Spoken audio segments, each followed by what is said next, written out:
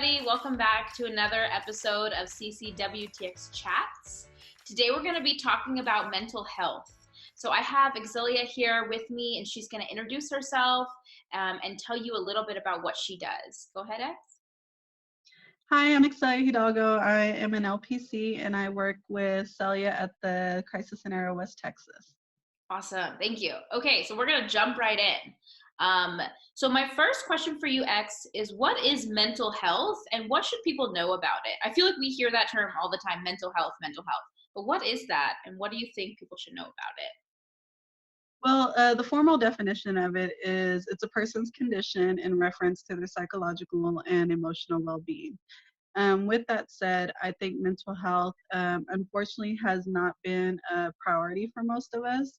And I'm actually really glad that mental health is starting to become more, I guess, known, just nationwide and like in the media and all that kind of stuff, because it's something that needs to be a priority. I think just as much as we go to the doctor for common colds, headaches, chest pains, anything along those lines, we know that something's wrong with our body and we need to, get the help for it to get it fixed. Mental health should be in the same category as that.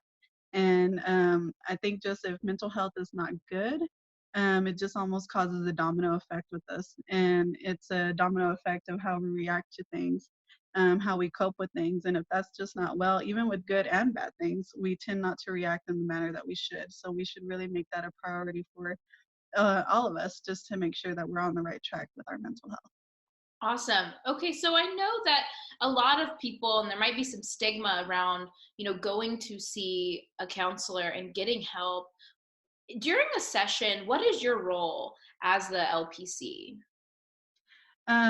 So it's not what you guys see like in the movies where we're just kind of sitting there with our little notepad and they lay on a couch and stuff like that. It's more of just having that conversation with them, being a confidant for them. Because a lot of times it's just somebody just needs to talk about what's going on.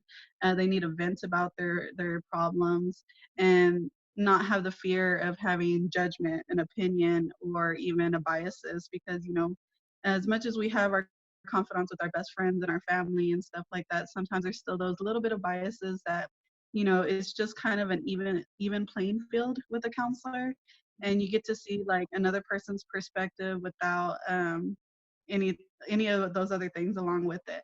And it's more of us just guiding the person.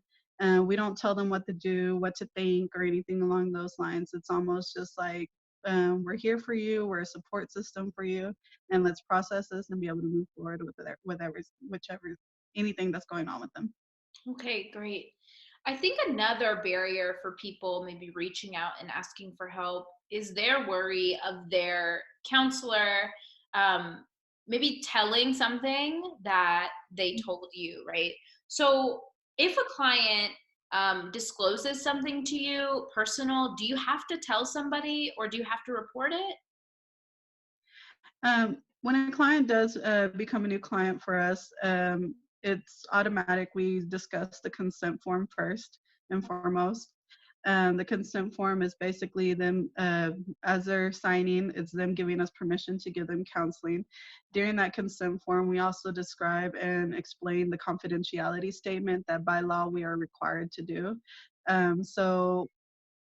Basically how that goes is states that, of course, everything that you and me discuss is confidential between us. However, there are those lovely bylaws that I have to follow where I'm a mandated reporter. If you report any type of child abuse, abuse to the elderly or the disabled, or harm to yourself or harm to others, that's when we do have to report it. And we know specific organizations, agencies, resources that we report to when it comes to those things. Yeah. And I would want to point out, the reporting isn't like a, hey, we want to get you in trouble for this. It's one, Right. we have to legally, and two, we want to help you. Right. Right. And then it's always in the best interest of the client. Of course, if there's child abuse being reported, we want to protect the children. Same with the elderly and the disabled. And then if they're reporting, suicidal ideation, self-harm, we just want to make sure that we're getting them the necessary help so they can no longer have those thoughts, because they are important, as an individual. And we are here to make sure that they know that. And we are here to make sure that they get the help that they need so they're able to, live their lives comfortably and not have to live with those type of thoughts. Yeah. So at the Crisis Center, we obviously specialize in domestic violence and sexual assault. And, a person can see a therapist or a counselor for absolutely any reason, in our community. But if somebody has been traumatized by a sexual assault, how could therapy help support them? I think sexual assault is one of the highest types of trauma that is very difficult to deal with. Not to make the other ones minimal to this, but this is very tough, something to cope with, something to handle. And I think just therapy alone and what other things that need to come along with it to help that person is very important for them to seek because they're dealing with trauma triggers. They're dealing with the insecurity of not being able to trust people, the insecurity of not being able to even trust their environment. And we had to help those individuals know how to cope with those triggers and know how to handle them, avoid them as best as possible. And for them just to also get rid of the sense of blame and guilt that a lot of times either other people put on them or that they put on themselves. And it's just not fair for them to feel something like that when their body was violated. And we have to be there to be a support system once again, and kind of help them through this process. Okay, great. My next question is, what do you want our specific community in Ector County to know about therapy and asking for help?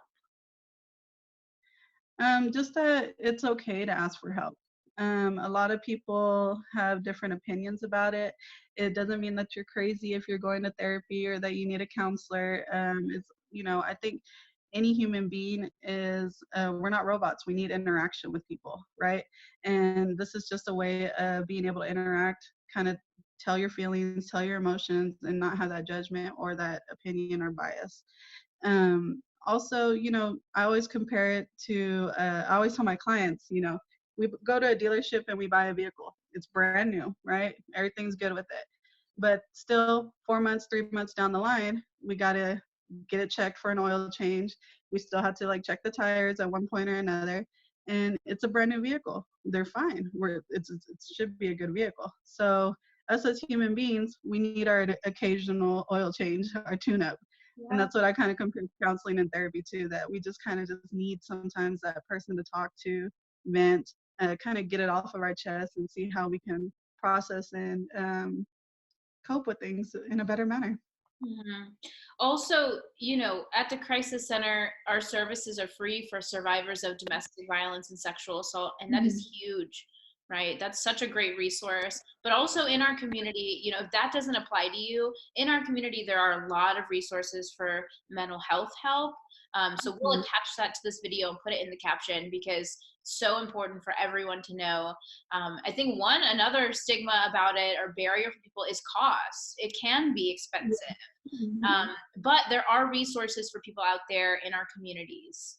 So, Yes, and there's a lot of income-based type therapy. There's a lot of free therapy, and there's a lot of ones that work with insurance as well. So, if we're not able to help as an agency, we will try to help you find resources for it.